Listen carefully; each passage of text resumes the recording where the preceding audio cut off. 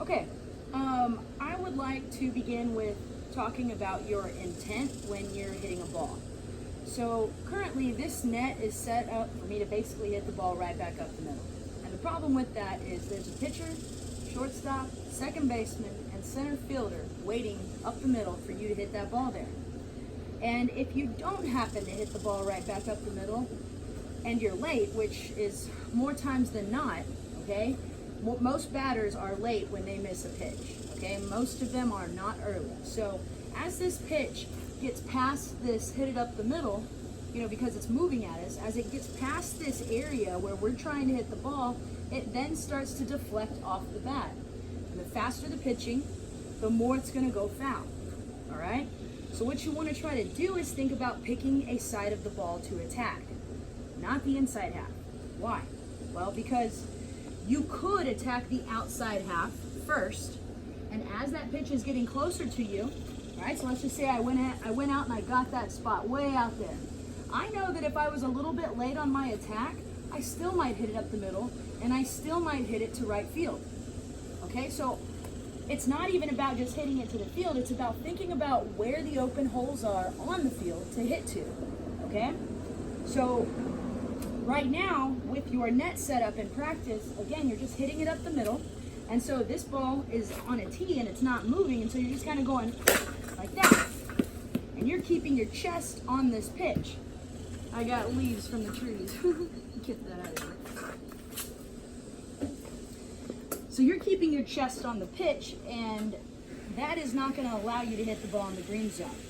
So green zone hitting is more about thinking about what your fastest swing possible is, and then matching that with the pitch to send the ball to your green zone 1 gaps. Okay, so these are going to be your gaps as a right-handed hitter to the left field line, over the third baseman's head, in between the left fielder and the left field line. That's your green zone 1 gap for inside pitches. Your green zone 1 gap for outside pitches will be left center. Okay, so when you begin to swing, don't just put the net up and stand like you're going to hit it up the pitcher. Use this net as if you're going to hit it to a specific side of the field.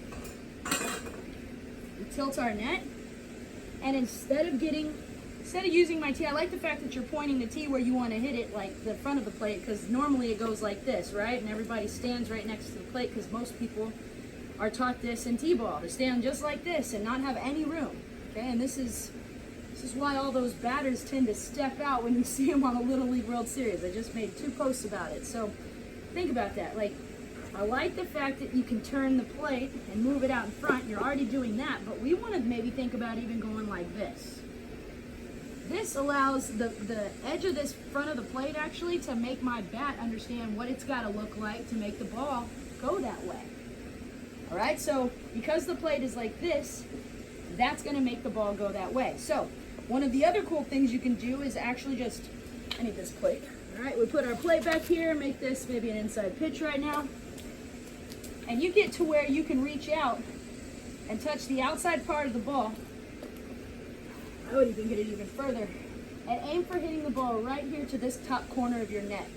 This is going to be the ball down the line over the third baseman's head. So when you hit to the net, don't just hit to the open hole. These are like ground balls, low line drives. Aim for this spot, and you will really start liking your results. Now, how the heck do we even get to that spot? Instead of angling with your feet to the plate, I want you to angle your feet to your battle zone line, okay? This line right here that's created by this tee. If the ball gets past that line, I'm not going to hit it that way very hard.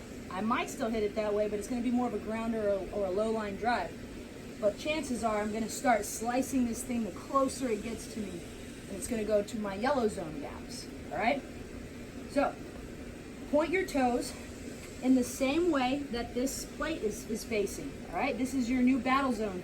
You're going to reach out and make sure you have ample space so that you're not like this when you're by the ball. Just reach out, give yourself space, and put your head to where you can see that 9 spot on the ball right there. I'm going to turn it this way because it would be coming in like that. So bend over to where you can see that 9 spot.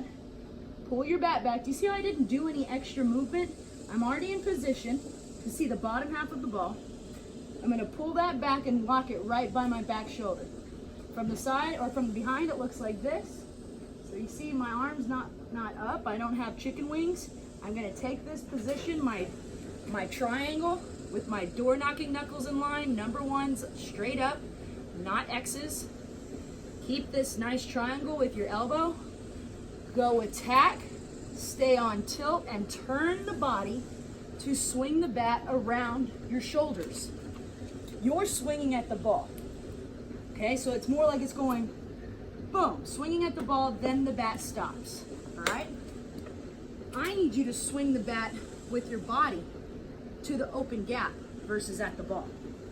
When you swing that way, and you just know what that swing feels like, you know that it takes a lot of rotation of both the foot and the shoulders around your center axis, which is your spine. Okay, so this is our center axis. We're gonna tilt that center axis when we get lined up for this tee work. And we're gonna stay right there and we're gonna attack the ball, turn our foot towards third. You see how my hands are turning with that? My elbows are turning to the ball, and then continuing to turn all the way to left field by my shoulders. Okay, then I'm gonna launch, boom, and I'm gonna be quiet and show you, because I can't do this while I'm talking. It's too much effort that's needed. So I'm gonna come through and hit that ball right here.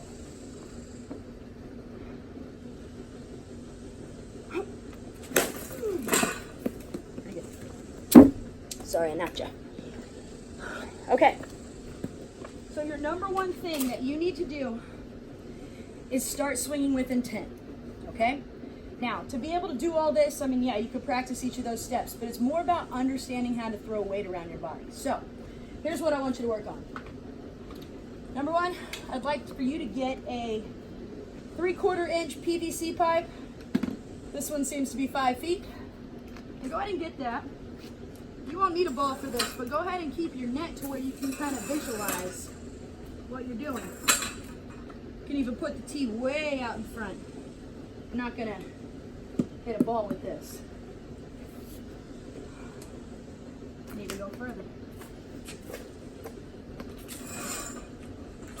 All right, so make sure you leave enough space for everything. You need about, if you got your 5-foot stick, you need about 10 feet around you to not hit anything, okay?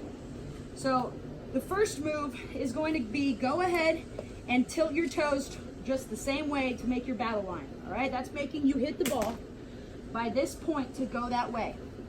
We will not be stepping to third just because my back foot is like this. You have to learn how to push off that back foot, and here's how you do it. I'm gonna go ahead and set this stick right on my shoulder and drop my elbows so that I've got my ones in line, and I'm gonna hold that there and twist back. Basically to where my shoulder plane is also matching my foot plane, okay, my foot angle.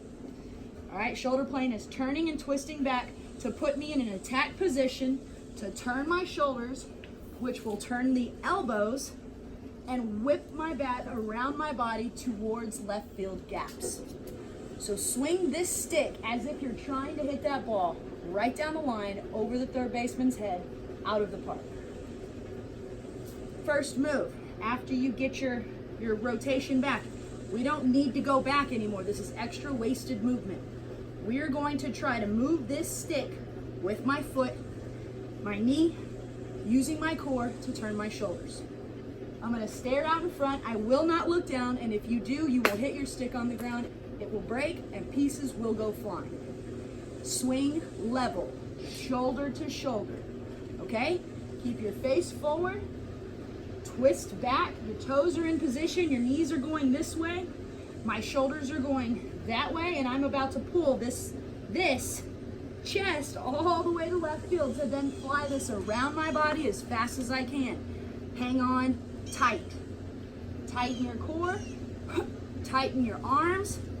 Now we've got our chain links, I guess, you know, like this is all connected. It's like the core is the glue that holds it together. The arms are like strong rubber bands that are about to whip this thing all the way around. Keep your face forward, tighten the core, push to it, turn the chest all the way to left field, and finish your swing. Keep your spine angle on line with the bottom outside of that ball, that 9 spot. Boom. Okay, right here. you're trying to make a really cool whipping sound like that.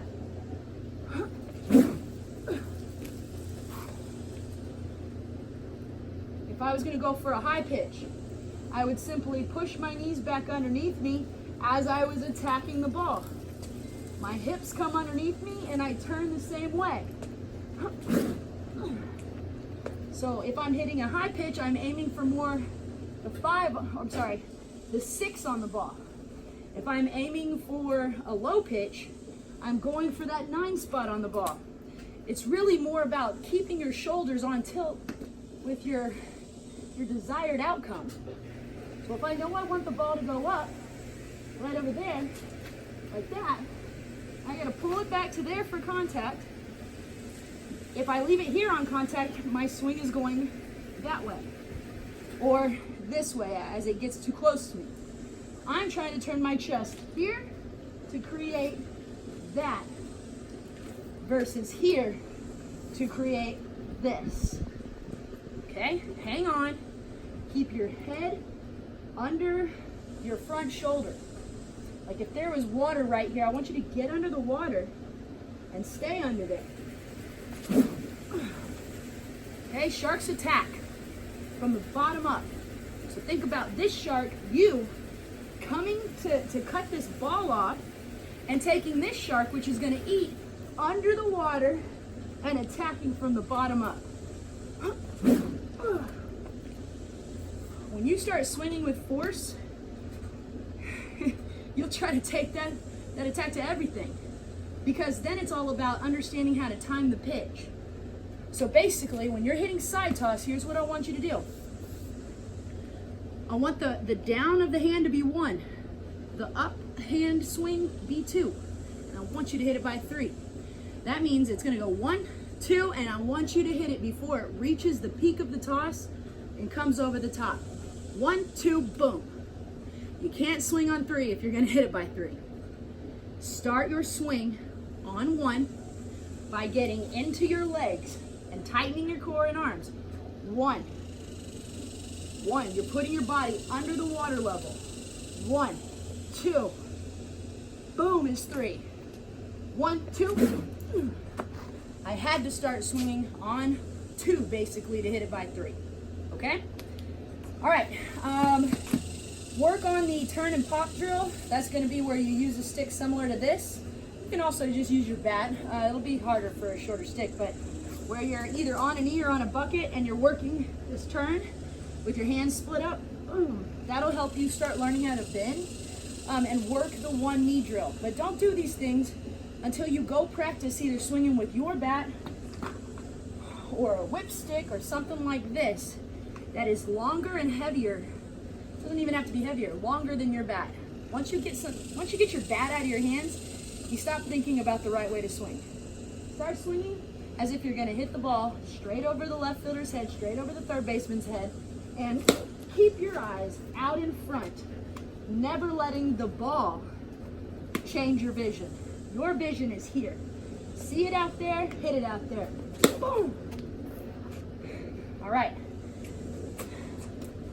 That's going to be it for now. So just dig in, sign up for those courses, get in there and know that it's about more your intent at the plate needs to be to hit the ball when nobody's standing, not to just hit the ball. We are trying to score the most runs. That's how we win. Swing like it and just dig in.